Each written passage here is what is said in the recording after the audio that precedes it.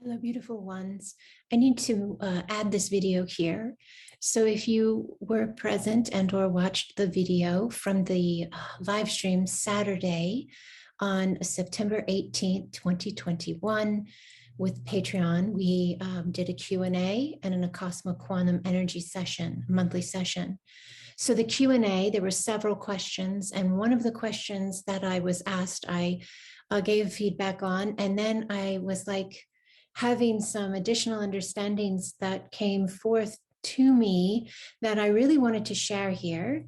So let me reread the question itself, and then I will share with you the additional information. Okay, so the question that was asked was reference manifesting. And the individual said, I don't like that most of the people or books talking about manifesting focus so much on money and getting rich, and so many people giving tips and advice to match the vibration. I've used the technique a few times, and in general, it can work. However, how come all the people that believe in it aren't manifesting world peace, end of hunger, end of disease, etc.?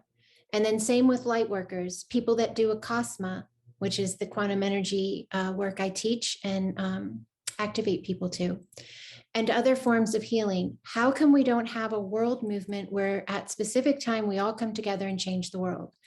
And I mentioned how Acasma does have the Acasma Planet of Light and Healing Grid, and we have had it since 12/12/2020, and how it's been growing, and we have more and more people joining, usually weekly from across the planet, and we have anchors and pillars of light emanating out beautiful higher dimensional healing light to the planet, to humanity, to all. And in addition to that, I said how in the quantum we're connecting into others on the planet that are doing the work, even though we're not connecting in the physical sense, as she had made note. And also we're connecting with many other beings of light from various dimensions and spaces who are also working with Earth, uplifting the vibration to assist human consciousness as it rises. So here's the thing with manifesting. Manifesting doesn't create anything. Manifesting aligns with what is already available. And yes, world peace and health for all, and love and abundance for all, clean water, that is available. That is an alignment, a potential in the limitless field of energy that is already available. But the consciousness of the being, the individual, has to be at a vibrational space that matches that. So when we do healing work, meditative and or like a group sessions and our grid work, and we hold that vibration for healing of a planet and humanity, we are giving the individuals, the humans, the opportunity in that higher vibration that we're creating with what we're seeing as an alignment to that potential world peace.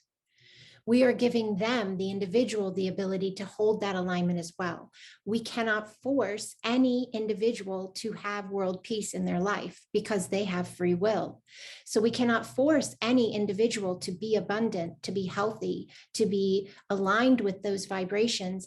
That consciousness is on its own unique journey of expansion, and it needs to see all of the spaces it has created for itself. Nobody has forced Earth to be in the space it is in. All that are here aligned with it and or signed up, many of you have, to come here and assist as those that aligned it are waking up. So we have a lot of different spaces of consciousness involved in the answer of this question. And as I began to sit with it just a little bit more, this understanding came in that it was very important to share this, because those who will watch this, those that will hear me, your consciousness is being given the opportunity in this very minute to be able to understand, comprehend, anchor in, align the understanding of consciousness, period. So you seeing a world full of peace and everyone of abundance and health is powerful, and it will begin to align you to that space for your reality. And then as you hold it and another holds it and another holds it and another holds it, we begin to then shift the collective by offering that alignment as a choice.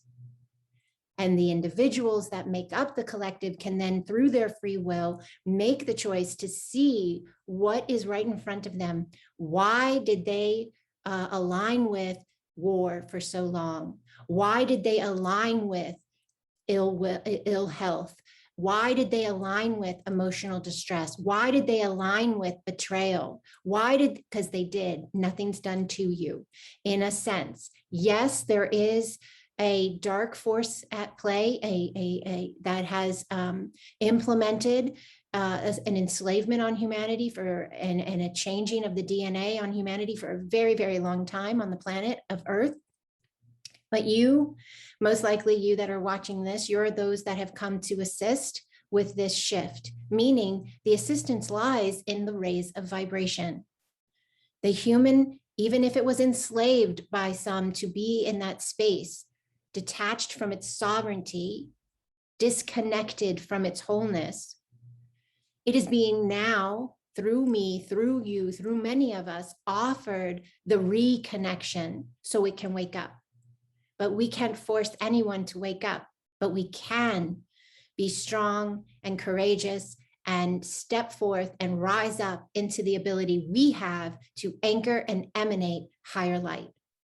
And that higher light facilitates a space for their consciousness to wake up and to remember who they are and to reconnect into that sovereignty and expand their consciousness. But every space of the journey is needed for the consciousness itself. It is eternal. It cannot go from A to Z without hitting every other mark and increment along the way. It needs those increments of understanding to make it what it is when it gets to Z. And then there's a whole new layout ahead of that. So I hope this additional information offers a stronger foundation in this concept of manifesting and how we do it as individuals, how we do it as collective, and why you don't see it in the way that you mentioned with world peace and hunger and all of that.